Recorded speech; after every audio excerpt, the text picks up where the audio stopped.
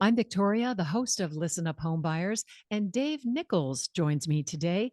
Dave is a loan originator with NBKC Bank.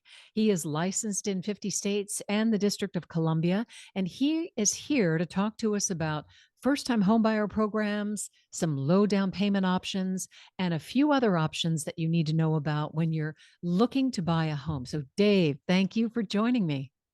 Thank you for having me on your podcast. I really appreciate it. It's been a while since we talked, but That's it's right. always good to see your face again. It's good to see you too. Dave is a regular at the National Association of Exclusive Buyer Agents conferences that we have every year. He's always made himself available to answer all our questions. So I wanted you to come on because our whole focus with the podcast is to educate homebuyers. So let's get right into it.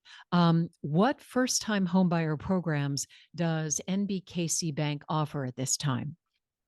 Well, when I get questions about people wanting a first-time home buyer program, what they're really getting after is what's the lowest down payment I can get into. And we have different programs that we can offer through conventional financing and FHA. And a couple of the programs through conventional financing require that you be a first-time home buyer. There's a low down payment option, 3% down conventional loan that offers low financing or low down payment financing for those first-time home buyers. And you have to be a first-time home buyer. At least one of the borrowers has to be a first-time home buyer for that regular Fannie Mae 3% down program. Okay, let me Now, stop you there. Tell me mhm. what a Fannie Mae 3% program is. Okay, so Fannie Mae is conventional financing. Fannie Mae and Freddie Mac are government agencies, but they are an opportunity for lenders to um, lend on homes with lower money down Okay. than 20%. Okay. So if you're thinking about conventional or bank portfolio financing, you're going to have 20% down. Right. Fannie Mae, Freddie Mac are government sponsored agencies now that allow us with um, guidelines that are the same across the board to be able to finance higher than 20% down Okay. And so it or makes less than it 20%. just makes it easier for people. I'm just going to ask a couple quick questions about the home buyer. How important is a credit score? Oh, it's very important. Hmm. Uh, there are different interest rates that you can get based on your credit score. There's different qualifications Hmm. with a conventional financing. Somebody has a 620 credit score, may not be able to qualify for a 3% down Hmm. financing. Hmm. And in those situations, then we go to the next option, which is FHA. Hmm. FHA is a little bit easier to get those low credit scores approved. And when I say approved, all lenders now are using the desktop underwriter Hmm. or some sort of program to say, okay, this is automatically approved through Fannie Mae, Freddie Mac, FHA, and not have to do a manual underwrite. So Okay. what we're using is a model that Fannie Mae, Freddie Mac, FHA put together. We run it through their system to get them approved, and those are automatic approvals. What can you tell me about the debt to income ratio? When somebody is a first-time home buyer, you're going to be looking at that. Tell us what that is and why that matters. Sure, a debt to income ratio is a ratio of all your debt compared to your income. Hmm. So, on a debt to income ratio on conventional financing for somebody who has maybe marginal credit, you may be limited to 45% debt to income ratio. Now, 45% means all your debts, your car payments, your minimum monthly payments on your credit cards, any student loan payments. And then obviously the housing payment, principal, interest, taxes, insurance, and Hmm. any PMI that you're paying. goes into that debt to income ratio. PMI is So private mortgage insurance. Okay, correct. right. Private mortgage insurance, and that's required on loans when you don't put 20% down. Okay. So let's take a second here because what you have just shared is a lot. So what I'm taking away from that is if I'm a first-time home buyer, I want to make sure that I'm working on my credit. I want to be aware of any maybe some bills and things that need to be addressed, pay down those credit cards, and work on getting a better debt to income ratio, as well as improving the credit score. And that will improve your options of being able to put maybe 3% down or 5% down, something like that. And you'll Right. qualify for programs, right? Yes. And the FHA program is a great program, but it's more expensive than conventional financing. So, Explain why it's more expensive. I don't know that a lot of people quite mhm. understand that. Okay. So FHA, their program is a little bit different than conventional financing. So and what I'm talking about is the PMI or mortgage insurance. So FHA financing not only has a monthly PMI factor, they also charge an upfront mortgage insurance premium. So that upfront mortgage insurance premium adds to the loan amount because you finance that, and the monthly is a set figure. It's 85 basis points of the payment. So the it's a set PMI, whereas conventional financing, if you have an excellent credit score, you're going to pay less on that monthly Mhm. PMI or mortgage insurance premium. Right. So, This all has to do with risk. And that's one thing that absolutely. people need to understand when you are applying for a loan. The application process is looking to see how much of a risk you're going to be as a buyer. And so the FHA is helpful for people who can't put down a large down payment, who maybe have a lower credit score, but also you're paying because you're paying a bit more money because you're a higher risk in terms of them giving you the loan. Absolutely. Yeah. Yes. Okay. Just want to make sure people understand how that works. Mhm. About FHA is it's a great program. It offers sometimes lower interest rates, but the PMI is going to be more. And as a loan officer, that's two things that I always go into when we're talking with somebody who's right at that 720 credit score.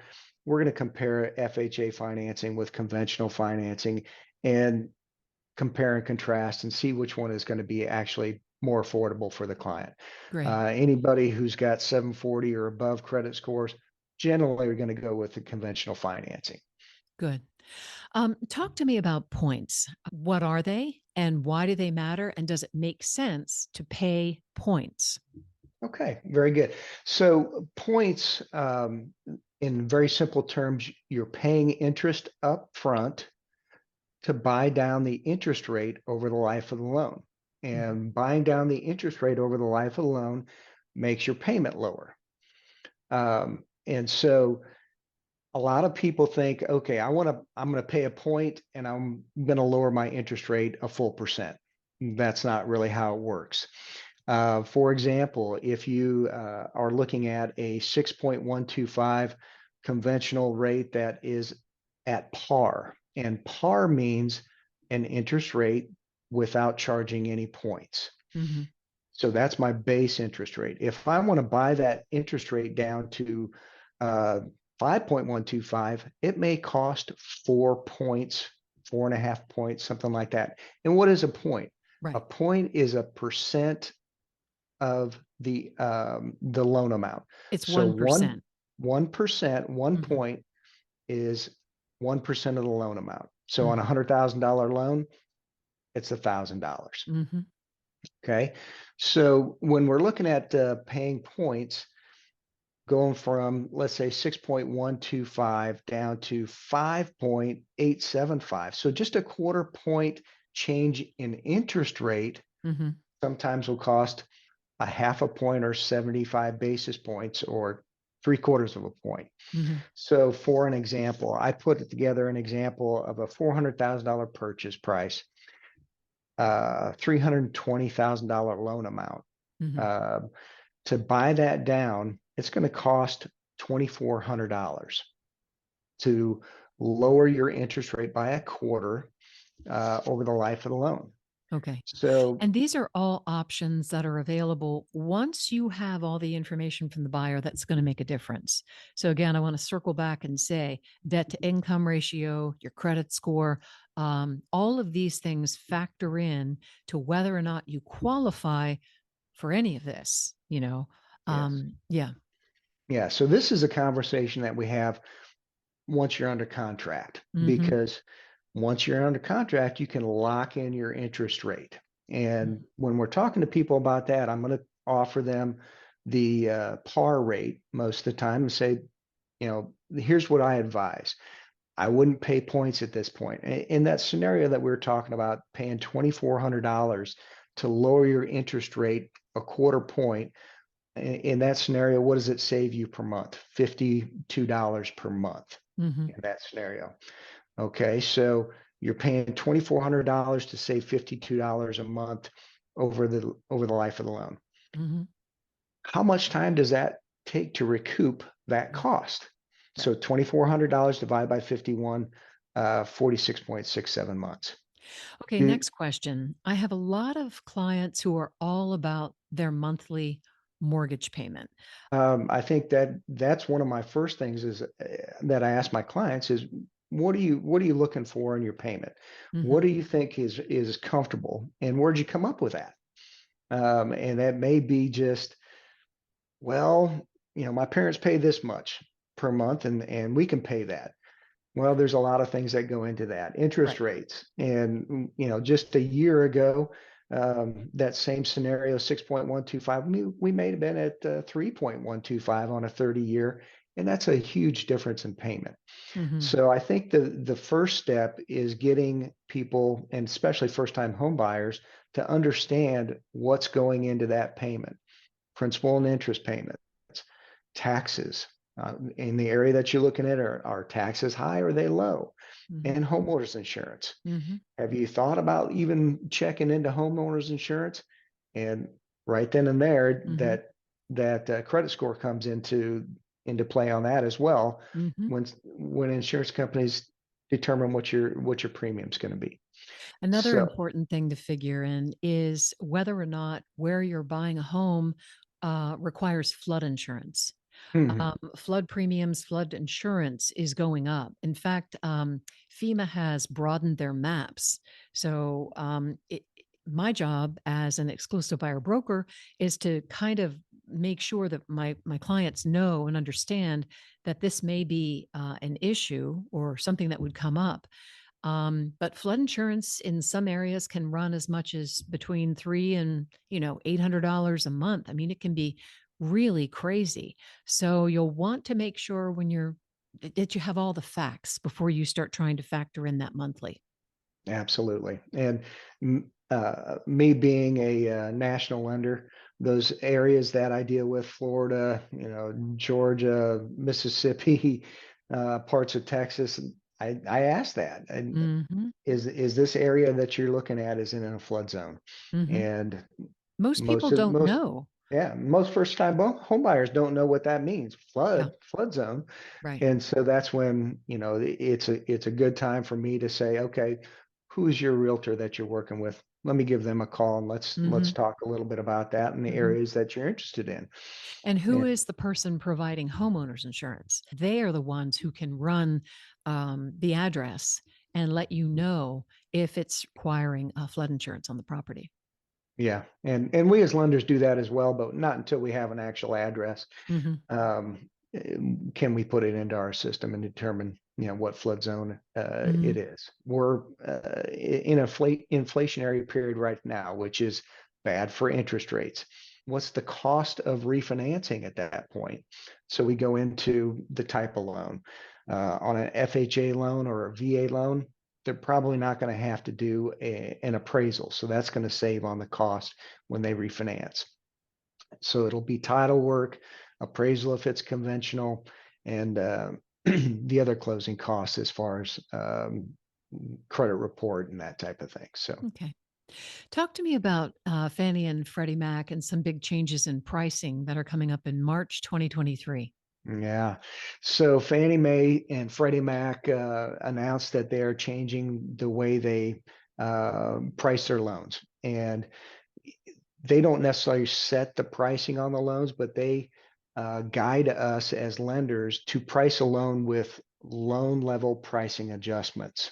So the way that we price loans, conventional financing, is number one, credit score.